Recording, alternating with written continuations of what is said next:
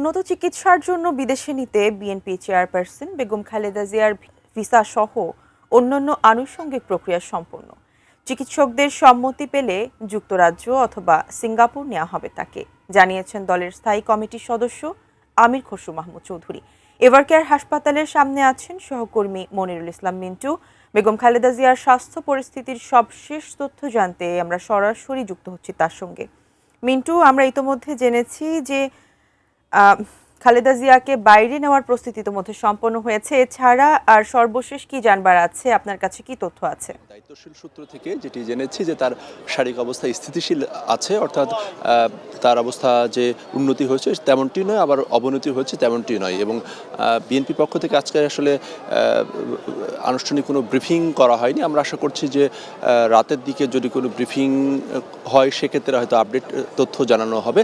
এবং বিএনপির পক্ষ থেকে আগেই জানানো হয়েছে আসলে বিএনপির চিকিৎসক অর্থাৎ খালেদা জিয়ার ব্যক্তিগত চিকিৎসকের পক্ষ থেকেই আসলে তার শারীরিক অবস্থার বিষয়গুলোর বিস্তারিত জানানো হবে। এর বাইরে কোনো ধরনের তথ্য বা কোনো গুজবে কান না দেওয়ার জন্য আহ্বান জানানো হয়েছে। এবং বিভিন্ন রাজনৈতিক দলের শীর্ষ নেতারা তারা বেগম জিয়ার শারীরিক অবস্থার খোঁজখবর নেয়ার জন্য আসছেন। এবং আজকে দুপুরের দিকে এসেছিলেন সরকারের মৎস্য প্রাণী সম্পদ উপদেষ্টা ফরিদা আক্তার। এবং এরপরে বিকেলের দিকে ইসলামী আন্দোলন বাংলাদেশের নায়েবে আমির সৈয়দ ফয়জুল করিম তিনি এসেছিলেন। এবং আমরা সন্ধ্যার পরে এই এভারকেয়ারের সামনে আইনশৃঙ্খলা বাহিনীর তৎপরতা আরও বেশি দেখতে পাচ্ছি, বিশেষ করে যে এভারকেয়ারের সামনে এখানে আইনশৃঙ্খলা বাহিনীর তৎপরতা বেড়েছে। তবে সরকারের আর কোনো ভিভিআইপি বা উপদেষ্টা আসবেন কিনা সেই বিষয়টি এখন পর্যন্ত আসলে স্পষ্ট নয়।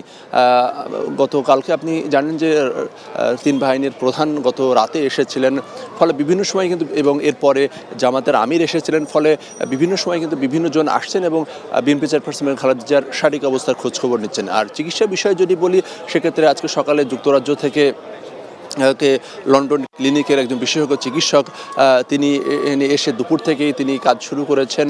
এবং আমরা বিএনপির স্থায়ী কমিটির সদস্য এবং বেগম জিয়ার যে চিকিৎসক এজেডএম জাহিদ হোসেন তার সঙ্গে আমরা যোগাযোগ করার চেষ্টা করেছি। তিনি যে মিডিয়া সেলের মাধ্যমে জানিয়েছেন যে আসলে এখন পর্যন্ত আপডেট যে তথ্য, সেই তথ্য নেই, তথ্য হলেই সেটি তারা আনুষ্ঠানিকভাবে ব্রিফিং করে জানাবেন। তো এই ছিল বলতে গেলে আসলে এভারকেয়ার থেকে বিএনপি চেয়ারপারসন বেগম খালেদা জিয়ার শারীরিক অবস্থার সর্বশেষ তথ্য, তার অবস্থায় স্থিতিশীল।